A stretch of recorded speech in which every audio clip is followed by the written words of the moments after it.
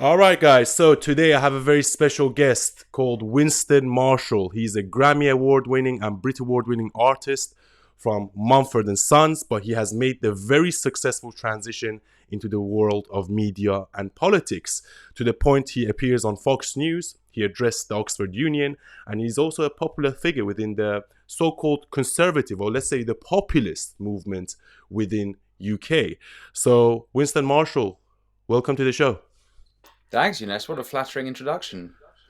No, I'm a big fan of you actually, and I think you was one of the first people that started following me when I started this a year ago. We've been following each other for quite a while, and I've also been following your progress. And I have a lot to talk about. So the first thing I'm gonna do, I'm gonna actually ask you about this whole Nigel Farage interviews that you done. So let's watch the video together. Southport, all I can say to you right now is I know a hell of a lot more than the British public know. A hell of a lot more. I've been completely silent. I dared, the day after Southport, to do a video to say, can we please know who this man is? Was he known to the authorities? Why do I feel we're not being told the truth? The level of demonisation I came under for that from both front benches was astonishing. From media commentators, demonisation on a level that I'd never even experienced. Now I'm told by the Speaker of the House of Commons, I can't ask questions about it in the House of Commons. Parliamentary privilege is out of the window.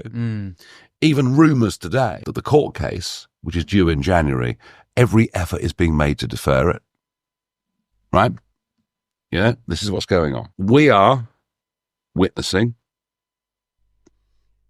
one of the biggest cover-ups we've ever seen in our lives. And I won't say any more than that.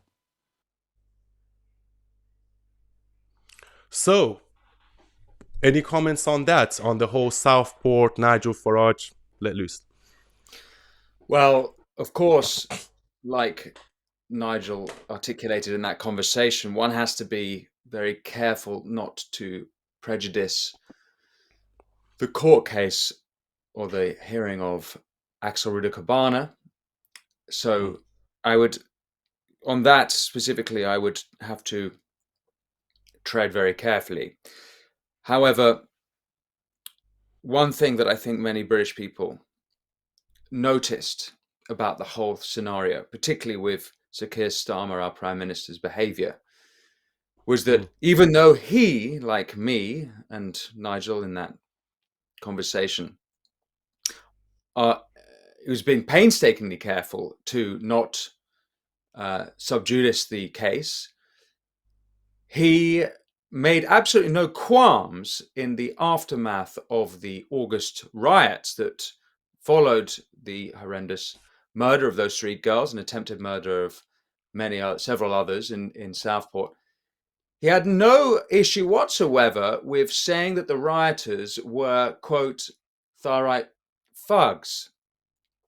Now that, as far as I can make out, and by the way, Yvette Cooper, the Home Secretary, also at that time had no problem saying they were criminals before they had been convicted. As far as I can work out, isn't that prejudice? Isn't that contempt of court because they weren't convicted? Yeah. And so we get a real sense of two-tier justice and two-tier behaviour by our current government.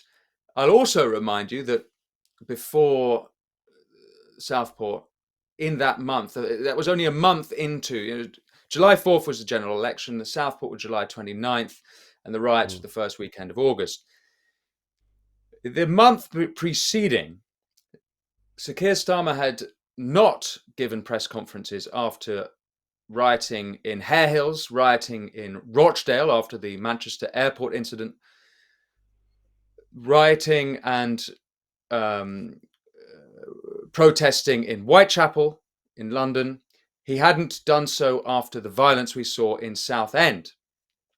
But, and also after the Axel Rudakabana case, or the Southport killing, he had not given a press conference then. But when he does do a press conference, it's when it's what appears to be the perpetrators are of culturally British background. So there's a sense of two-tier justice in this country, and people are upset and angry about it. And that's why Sir Keir Starmer's favourability has hit the floor. Yeah. And it's ironic for me that, they're trying to summon Elon Musk to the parliament for spreading misinformation on X. But did you see the post by Elon Musk this morning that he wants to summon all the British MPs for, imprisoning people and, getting rid of freedom of speech? And it's really scary times. But at the same time, I feel like, Nigel Farage, because, I voted Reform, I worked with the Reform Party during the election. And I just feel like before the election, Nigel Farage was very bullish. He said truths that maybe other politicians wouldn't say. And I feel like ever since he's got into parliament, he's taken a bit of a back step. And I feel like if he knows things, why can't he come out and say it? Is it because he's scared that he might be in contempt of court, or he might be taken out of context, or he's not allowed? But if he knows truths about the Southport massacre, because, at the time, I actually made a video about it and Tommy Robinson retweeted it. And I had the same suspicion that they are withholding information from us. They're saying, the guy apparently had an Al-Qaeda journal in his thing. So this whole thing was a cover-up, in my opinion. And they tried to say, oh, well, if you protest... Now, and by the way, look, I'm an immigrant myself, right? I immigrated to this country, so I would never condone going and setting immigrant hotels on fire. But when the mainstream media always lies to you and you cannot question things, and when they keep labeling you as far right, when we also have a rise of Islamism in this country, it's just extremely ironic for me. And I feel like this government is a very dictatorial government that anyone that they don't like, they label as far right in order to silence them. So, yeah, I just think like Nigel Farage, and because we had Ben Habib on the recent podcast yesterday, and he was saying the same thing. I feel like if Nigel Farage needs to, if he knows something, then why can't he come out and say it? The reason he can't come out and say it is twofold: because of contempt of court laws and sub judice laws. So whilst the charged Axel Rudakabana has not been convicted, one cannot publicly speak about the case. Speak about it. And normally in Parliament, there's parliamentary privilege, but Lindsay Hoyle, Speaker of the House, in this case has overridden that. So that's a question for him, perhaps. And so in that sense, I understand why Nigel Farage is being careful on the topic. I think that's the answer to your first question. As to the point about Elon Musk, this is absolutely hilarious. As if Elon gives a damn about this British government. Now, in the same conversation with Nigel told me about his meeting with Elon in Florida for the election. He was down at Mar-a-Lago with Trump, and apparently Elon revealed to him how much he loved Britain, how much Elon saw this as the motherland. And for Americans, even if their heritage is not English, they see Britain and England as the motherland of the philosophy that bore America. And so they have a great fondness for us. And it is, of course, the founding fathers were all British, I think, originally, most of them. It was British values, the values of liberalism and stuff that was all made in Great Britain, but then exported to the United States. That allowed them to build what they built. So there is a great love of Elon for Britain, and I think that's why he's tweeting so regularly about this issue, about two-tier justice in this country, about people getting locked up for tweets and X posts and Facebook memes. And so he does care. He cares a lot about free speech. He's a free speech bro, if that's a new term I've seen going around the internet. And so I think that his contempt is actually specifically for the current British government. I suspect it's probably for all of the Westminster elite. But you remember his not being invited earlier this year, where all the great business leaders of the world were invited by a Labour government in their attempt to stimulate new growth in this country. But of course, they wouldn't invite him because they don't. For them, he's enemy number one. I mean, in a way, he's, I think, a bigger threat to their worldview than Trump, because he's younger than Trump. Yeah. And he's going to be here a lot longer than Trump. And He's unbelievably competent and successful. This is what's Yeah. going to happen right now. And actually, I think Trump and Elon might do a lot to save Britain. But this is what's going to happen. Firstly, in the short term, we've already seen that the Chagos Islands is a really key case. So the Chagos Yeah. Islands, which is part of British Indian Ocean territory, Starmer gave the islands away. Now we have a 100-year lease of the island, but on there is the Diego Garcia Island, which is an American military base and one of the most, if not most important island military bases for America in the world. It's where they launched several wars from. It's the only place they can refuel and more in the Indian Ocean. Trump's going to come in. That Starmer thought it was a good idea to give away. It just shows what a nincompoop he is. Yeah. But it looks like Trump recognizes, because it's so important for America, how terrible that is, particularly as Mauritius are friendly with China. So it looks like Trump might stop that from happening. You'll also remember J.D. Vance, Trump's VP pick, saying, well, why should we back and fund NATO if the Europeans don't properly support the fundamental American value of free speech? Some Europeans and Eurocrats might shudder at the idea of Americans making such a comment, but it's absolutely true. And Americans care about free speech. They understand the value of it. And if European elites don't, well, fortunately, our malevolent dictators across the Atlantic might prove better than those. I guess they are benevolent dictators, the Eurocrats. But in our country, of course, Starmer and his government were elected by the people, although only 20% of the electorate, I remind your listeners. So I think in the short term, Trump and Elon might do some good for America. But I think in the long term, and particularly over the next 4 or 5 years, the British people will look across the Atlantic and see prosperity. They'll see GDP per capita. Already GDP per capita over there has grown faster than ours. But I think it's a very good chance that by the end of Starmer or Trump, it will double British GDP per capita. And so people like me and you, young people, all people, will look over and go, well, why can't we have it like that? I think that might change the culture. Already, Elon Musk is pretty popular in Britain, certainly more popular than Keir Starmer. So I'm hoping that their success, the success of the MAGA movement, will be visible to the people of Britain, and they will drop this globalist, socialist, technocratic bollocks. And we might have a great future on the horizon. But for the next few years, we're going to be battling for it. Yes, and with the farmers' protest, and I'm just going to make a few points regarding what you said, because I don't really understand the policy of Keir Starmer. As you said, they're champagne socialists, and it's such a shame that we have Trump coming into power, and we have other great leaders such as Javier Milei in Argentina, which are free marketeers, and they're doing amazing things for their country. But I feel like Britain is going to miss this opportunity to strengthen this transatlantic special relationship, because now we have a Trump government and we have a Keir Starmer, and these two governments are at odds with each other. And this is going to be a missed opportunity. Although I think that the Republican Party, J.D. Vance, is going to be the next president of the United States, unless the Democrats come up with a really great candidate in the next 4 years, which I see is highly unlikely.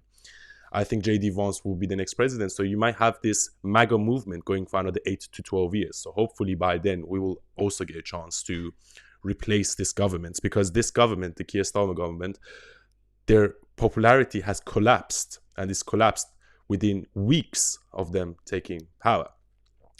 And unfortunately, we have a government in which they will slash winter fuel payments, they will tax the farmers, and yet they will debate whether they should pay reparations. And for me, in terms of policy, in terms of money, it's all about virtue signaling, and they don't really know exactly how to grow the economy. And Keir Starmer is probably the most incompetent prime minister I have ever seen. I feel like Nigel Farage could be our link to America, because David Lammy already lambasted Trump and all other people like Sadiq Khan. So, and you know what Trump is like. He doesn't work with people that don't like him. So I feel like Nigel Farage could be our link to America, but I just don't know how it's going to go in the next 4 to 5 years. with this whole Labour government and Trump coming into power. And then lastly, with the whole Elon Musk thing, I think this Labour government is so extremely scared of Elon Musk because, as you said, he's young. He will be in the game for the next 30 years. Okay, Trump might go in 4 years, yeah? And then J.D. Vance might come. But Elon Musk is going to be in this game for the next 30 years. And the fact that they cannot control him, the fact that they cannot buy him, the fact that he exposes their hypocrisy and the mainstream media's hypocrisy and the establishment's hypocrisy is why they are scared of him. And that's why they try to demonize him and they try to summon him to the parliament. But at the end of the day, I've said this before, at no point in history, the people that try to censor you are the good guys. So the people that try to censor you are always the bad guys. What Elon Musk has done with X is that basically he's just bought freedom of speech. So now people can go on X and have their opinion and not be cancelled like they used to. And it was funny because, for example, the Hunter Biden laptop story that was stopped by Twitter, it was a true story. So moving on, because this one goes back to your appearance on Gutfeld, where you speak exactly about this issue. You've been smiling since you got here. I have. Well, I have to say, I know Americans don't like foreigners like me opining on their business, but I have to say, your president is our dictator. So it's quite important to us. When it comes to Kimmel, I mean, Trump said that we're going to overdose on winning. It's already begun. Not only did he take the White House, the popular vote, the Senate, and the House, but now we get to enjoy all these libtards and their floods of tears. It's beautiful.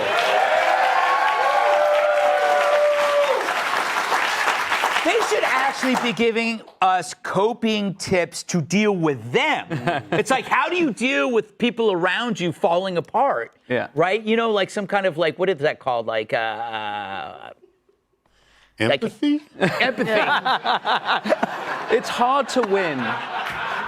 It really is hard to win when you have so many losers around you. We were, of course, referring to Jimmy Exactly. Kimmel, So, the famous comedian. So I think Americans are always like 4 or 5 years ahead of us. So I feel like what happened under the Biden administration is probably now it's going to happen under the UK. And people are going to have such a mess that we're going to probably... But then people shouldn't forget this, by the way. There was 6.5 or 6.1 million conservative voters and 4.1 million reform voters. And if you actually add the right up, it will be more than 10 million. And Labour only got 9 million. So actually, if you think about it, most of the country lean more conservative than Labour. And we have a first past the post system. I'll stop you there because the Lib Dems had about 4 million votes and the Green Party had many. So if you actually add up the left, I'm not totally sure about that's correct. Well, in terms of the major parties, because, okay, the top 3 parties, because Reform got more votes than Lib Dems. No, they got But yeah, the same. you could be right. We could be, They got okay, the same amount of 50-50. Yeah, but the point I'm trying to make is that Labour now hold 2/3 of the seats. They only had 1/3 of the vote. You know, so I feel like there needs to be something done in terms of, you know, this whole first past the post system. Yeah, there's a debate to have about PR. I'm not totally convinced personally on it, but I'm not necessarily against. I'm interested in having the conversation. You know, you look at a country like Italy who have it, and since the war they've had 65, 67 governments. It's constantly changing, and it can invite extremist governments in as well. So I'm not totally convinced, but I'm not necessarily against it. So may I ask you, which party did you vote for in the last election?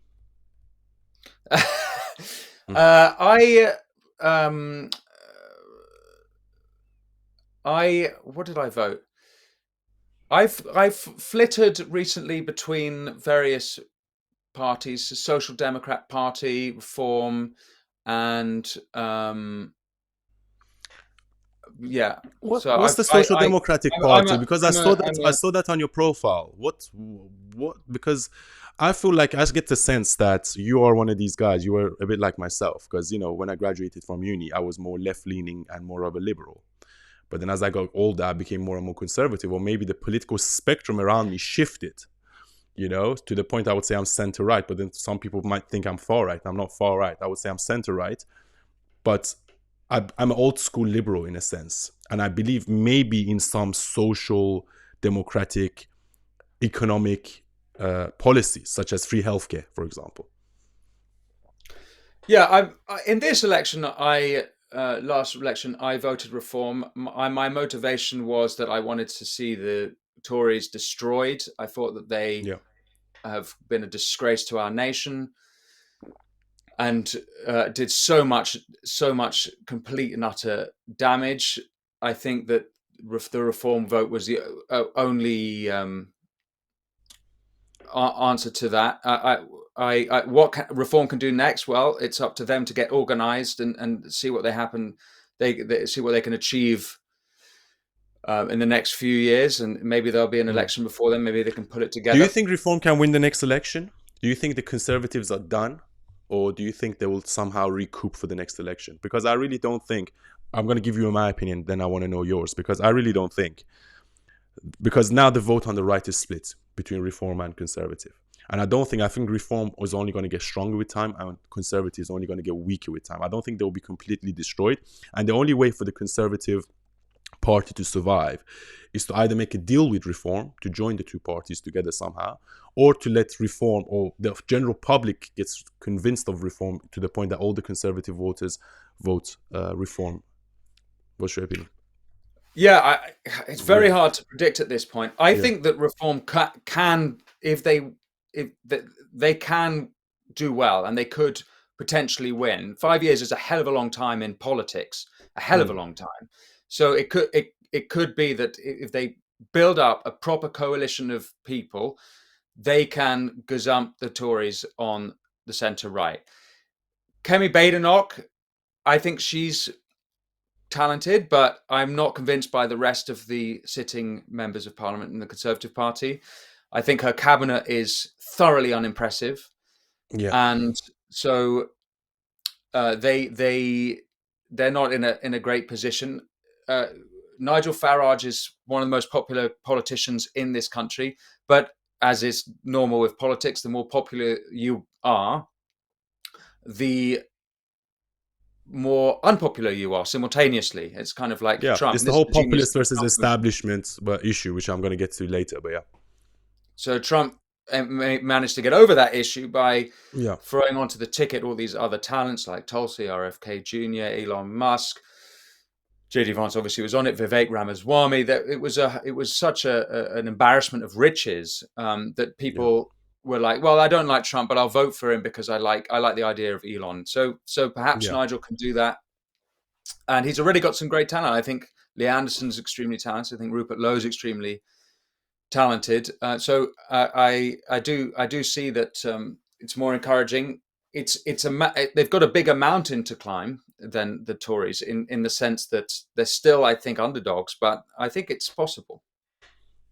Yeah, but at the same time, I just feel like there's a lack of charismatic politicians. Other than Nigel Farage, I can't really think of a charismatic politician in this country.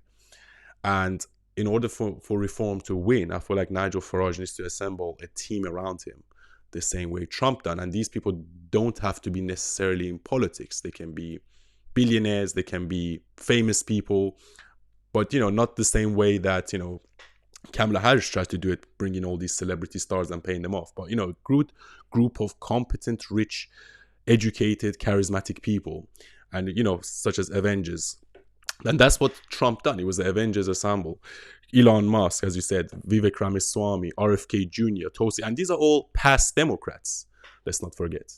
Most of them, even Trump was a past Democrat. And it just shows you that it's not necessarily a Republican versus Democrat issue, or it's not necessarily a left versus right issue. It's more of a populist versus an establishment issue, where we have a core group of establishment corrupt politicians that try to keep power, and then they try to demonize the populist candidates. And the populist candidate was Trump, and even Bernie Sanders in 2016. Look at how the Democrats treated Bernie Sanders, for example. So the populists, no matter whether you're on the left or the right, you always get attacked. And the next clip I'm going to show you is of you in the Oxford Union speaking to Nancy Pelosi, and something that I actually really enjoyed, because you said everything that was on my mind to her. So let's watch that. I now look to Mr. Winston Marshall to close the case for the opposition.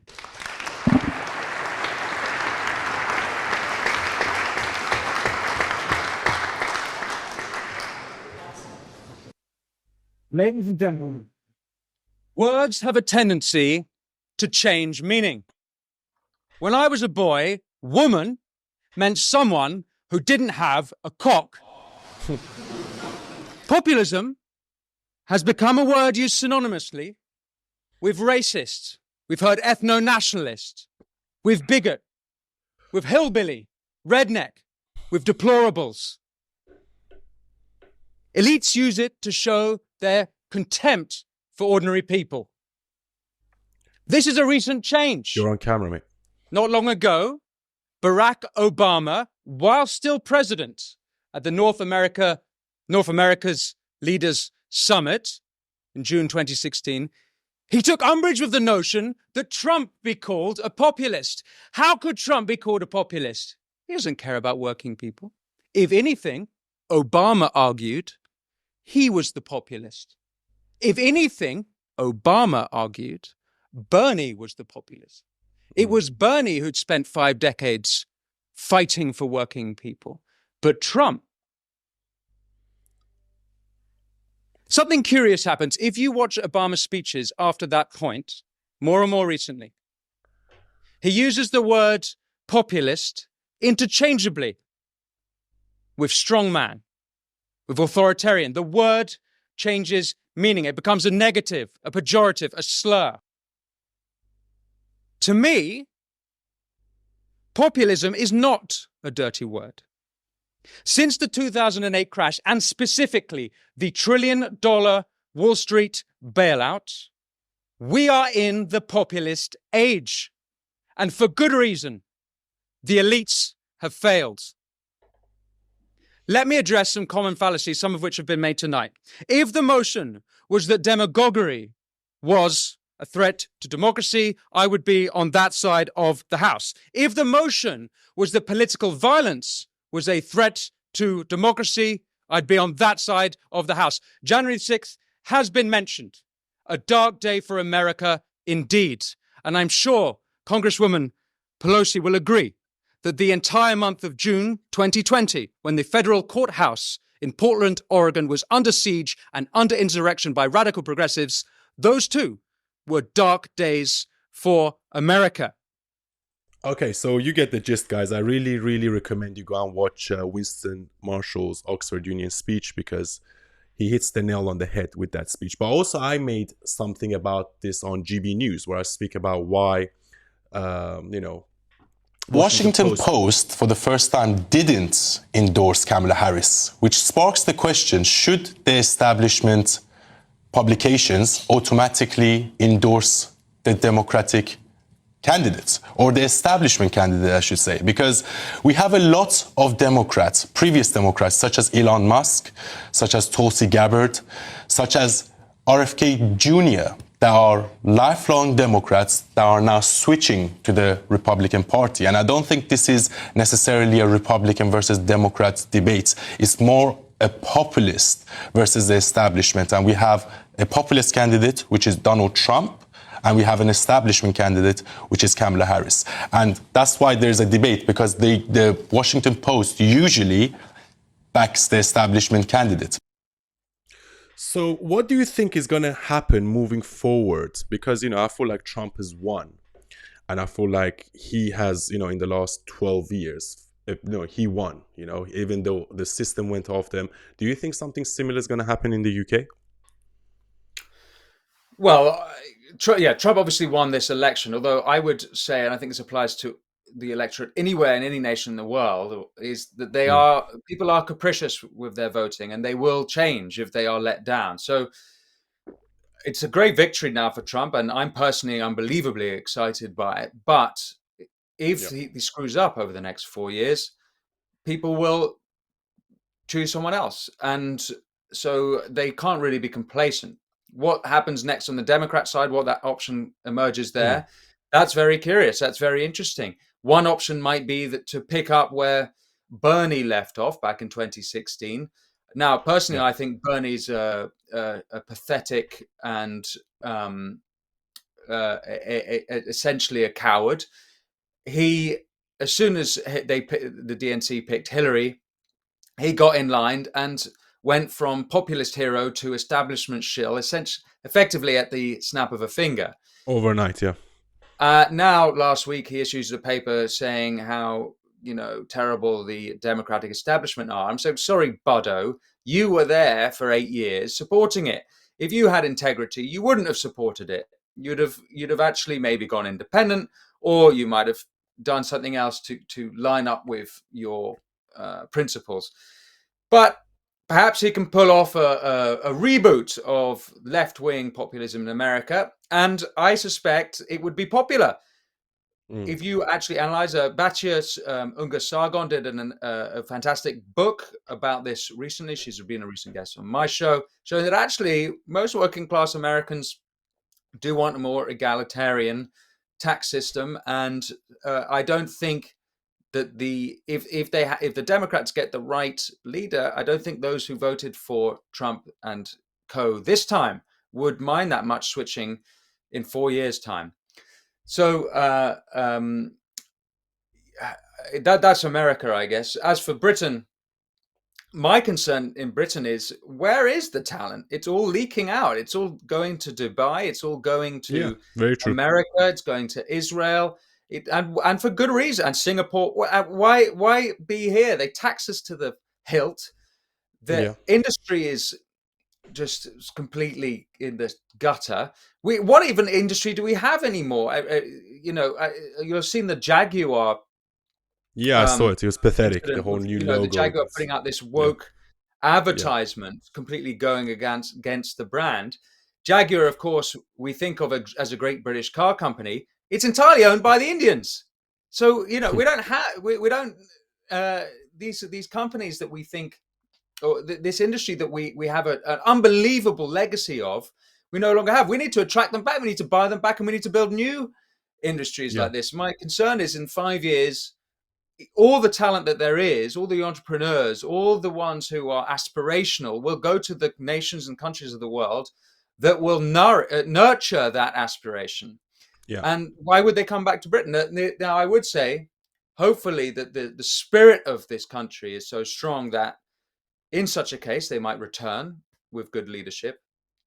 And it is also, I hope, the case that we'll always produce talent, so we'll produce new talent in the future. The biggest probable concern is to play the game, to win the game. It's a kind of political one. Where's the talent in Westminster? Now, I've already said I think that Reform, even though they've only got 5 candidates, have got talent. I don't think the Tories have much talent at all, although I think Kemi is impressive. I'm pessimistic about talent in Westminster. I don't think there's any talent whatsoever in the Labour benches. They're all. No, not at all. Rachel Reeves is Chancellor of the Exchequer, claiming she's a bloody economist, and we know now that she was lying about the fact that she had experience as an economist. Yeah. You wouldn't hire her to work in any other business in the country. I wouldn't hire her to do anything of my bit. I run several businesses. Yeah. I wouldn't touch her with a fishing rod. It's clear that she's a moron, and so that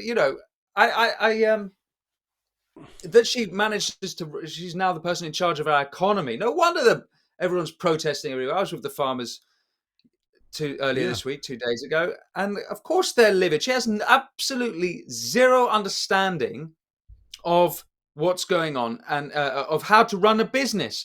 Rupert Lowe Reform UK MP did an analysis of Labour's cabinet, and he said only 3 of them have any experience, and not much of it, in the private sector. All of them are public sector. They're bureaucrats for life. They don't understand what it is to run a bloody business. It's fucking hard.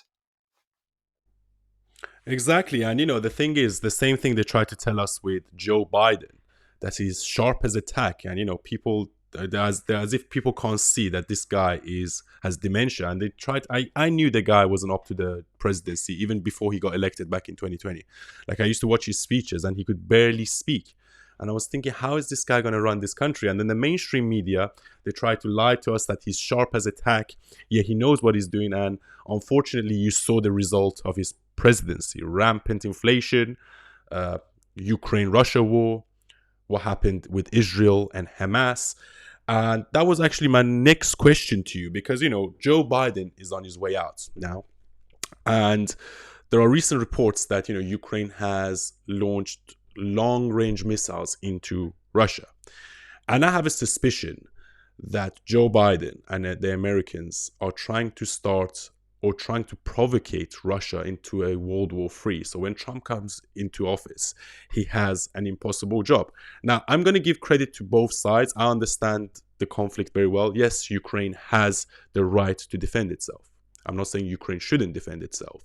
But my question is, why are they escalating the war now? They could have done this 2 years ago. And this whole idea that Trump was a Russian asset, under Trump, Putin didn't take an inch of Ukraine, but he took Crimea under Obama and then the rest of Ukraine under Biden. Do you agree with that analogy? Do you think they are trying to escalate the war so they can give Trump a hard time when he gets into office, so his presidency comes across as a failure? Well, Trump did promise that he'd have the Ukraine-Russia conflict settled before his inauguration on January 20th. That was a campaign promise. Do you think it will happen, though? I think there's a better chance of it than it ever would have if Kamala had won. But then this is my suspicion. I'm thinking that Biden is trying to escalate the war, so the peace talks between US and Russia stall, or the peace talks between Trump and, because the war is already escalated. Because now they are saying, because there are recent reports, I was just reading the news this morning, that Russia is planning on striking Ukraine really hard today, and they've got like some nuclear missiles ready, and there's some planes going over Ukraine. So it is escalating. Do you think that could be a dark strategy by the Democrats? Because we know how dark they can be, so you can never put anything past them. I'd be pretty hesitant to believe that, because it's so dangerous even for them. So I would be hesitant to. I mean, obviously I don't know, but I'd be hesitant to think that they would do that. And I would also hope, which is normal, is that when you're in such a position of transition, that Biden would be including members of Trump's transition team in White House meetings. That's quite normal, famously in 2008, when Obama won the election, they were including him in discussions about the Wall Street, what to do about the 2008 crash, even before he had become president. So it's not abnormal for them to include them. And it seems like Biden, at least publicly, his behavior towards Trump has been civil. So I'd be probably surprised if that was the case. Okay, so this is another idea that I'm having. Maybe Putin knows that, if he escalates the war, because, look, we have to be fair. Russia recruited like 10,000 North Korean soldiers to come and fight on their behalf, and they started they accelerated their ground invasion of Ukraine. So maybe Putin is thinking, in the next 1 or 2 months, I'm going to grab as much land as I can, because when Trump comes, then he's going to have to make a deal with me. So maybe he's escalating, and this is a response to that escalation by Putin. So we have to be fair to all sides. And I've always said, look, you cannot win a war against Russia. Why? A, they are a huge country with a huge military capability, but also they control the energy sources into Europe.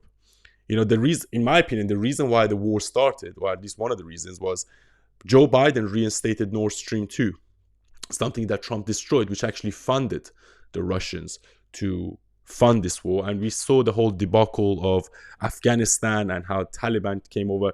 So this presidency has been one of the worst in American history, in my opinion, because the whole world went into chaos. And then we also have the Iranians sponsoring the Islamic, because I'm Iranian myself, by the way, and I'm very outspoken against the Islamic Republic and the Ayatollahs and everything. I just feel like when Biden came into power, he made several mistakes. So he made the mistake of Nord Stream 2, but then he also made the mistake of removing some sanctions from the Islamic Republic, which led to them funding the Islamic Brotherhood. What do you think is going to happen in that front in terms of the Middle East? Do you think Israel and America and Trump are going to go for the head of the snake? Or do you think they're going to make a deal with the Ayatollahs? Trump has said that he wants a deal with the Ayatollahs. And I think what's the genius of Trump is that he's a pragmatist. It's actually quite hard to pin him down as an ideologue.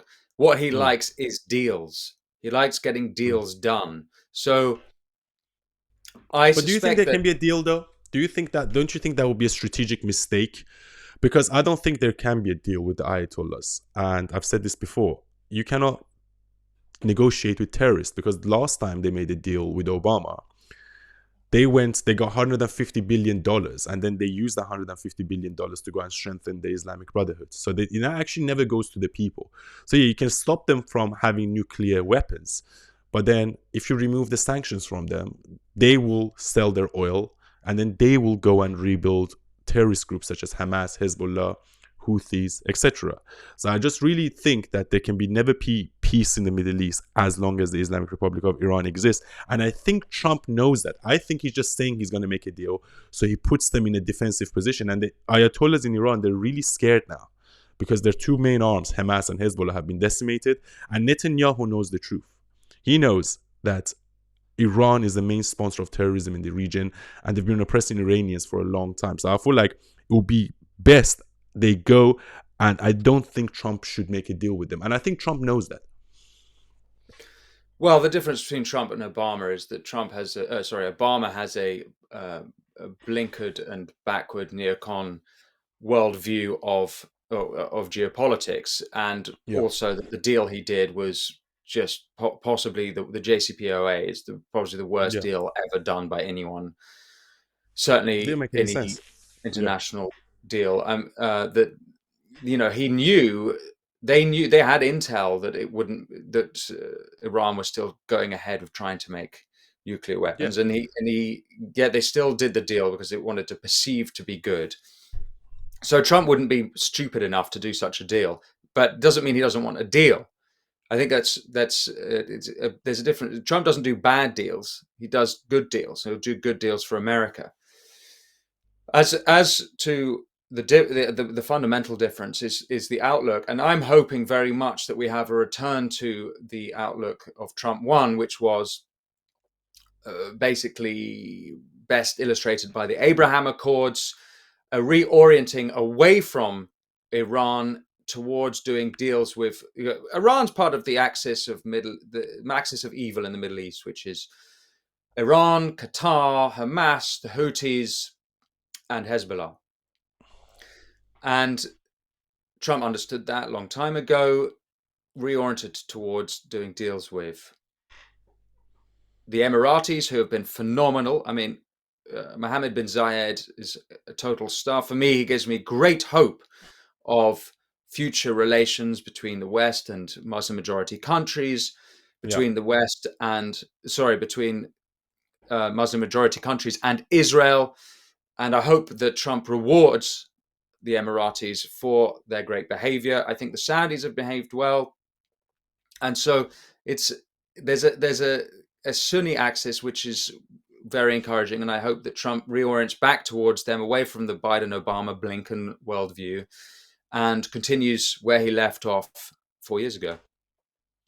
Yes, exactly. And I hope one day that, we have the Cyrus Accord signed. So, Iran, not the Islamic Republic, Persia or Iran can join in access, because I'm sure but Iran was an extremely progressive, very liberal country before 1979. When we had the revolution, we had the Shah. And it's just such a shame that, it wasn't a revolution, by the way. It was a coup. It was a military coup in which a bunch of terrorists came and took over the country. And I really hope, as a Persian, and I mean, that's one of the reasons I started doing what I do. And, is because I want one day to be for the Islamic Republic of Iran to go, and for Persians and Iranians to be free.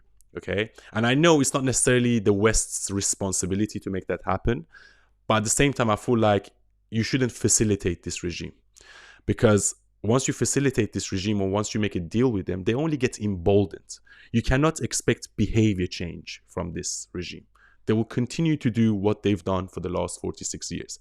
But I know it's the burden of the responsibility falls on the Iranians within Iran and Iranians outside of Iran to, protest. But then every time we have a protest, they kill their own civilians, like thousands and thousands and thousands. So I feel like the best strategy would be to take out members of IRGC the same way Netanyahu done with Hezbollah and Hamas. Take out their main members, support Iranians. We have an uprising where we also have a strong opposition to the Islamic Republic, so that we don't have a power vacuum in the region. And I hope to be part of that coalition. And lastly, Winston, we're heading towards the end of the interview. And by the way, thanks for your time. And I just want to ask you, a personal question. So what made you want to get into politics? Because look, he was a musician, he was in a band, he was winning Grammy Awards, he was winning Brit Awards, he was, staging shows all over the world. What was inside you that changed, that you wanted to come and speak about the issues that you speak about? Well, I wouldn't say I work in politics, but maybe I do. Maybe I'm just kidding myself. I would say that I speak my mind when people ask me what I think about things, and I do care about the state of this country. I won't bore you with the long story, but I found myself going in this direction quite by accident. I left my old band because of a Twitter storm, and I was quite lost at sea for a period after that. About 6 months later, I started a culture show at The Spectator, which quickly became a politics show, probably because my interest lied there. And then at the beginning of 2024, I went independent with the Winston Marshall show. But in terms of my North Star, my guiding star, I could be living in America, I could be making a lot more money, and I could live a good life. And I love America. But the reason I'm here is because I'm a patriot, and I don't want it to be my generation that Britain falls. I don't want it to be my generation that England falls. So I feel bound by the duty, the love of my country, to be here. And so I'm prepared to take a hit on all these other domains and dimensions, because I want to see this country rise again. I want to see this country great again, to borrow Trump's language. And so that's why I'm here. That's what motivates me. I want to see, I'm fed up with these clowns running this country, and anything I can do to support that, whether it's doing public media like this and calling out the bollocks, or whether it's privately, in various enterprises, I'll continue. But my motivation after serving God, that's my first motivation. After serving God, my motivation is to serve my country. Nice. Are you a Christian? I am, yeah.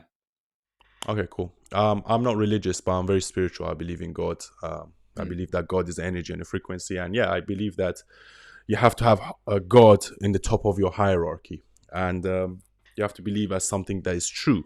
And that's what we do in, our lives. And I really appreciate the work you do, by the way. I've been following you for quite a while.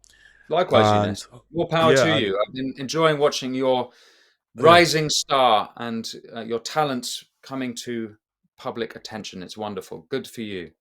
Well, thank you very much. And hopefully one day I can come on your show. That'd be fun. Thank you, Younes. Cheers. Thank you very much, guys. Till next time. Bye-bye. Till next time.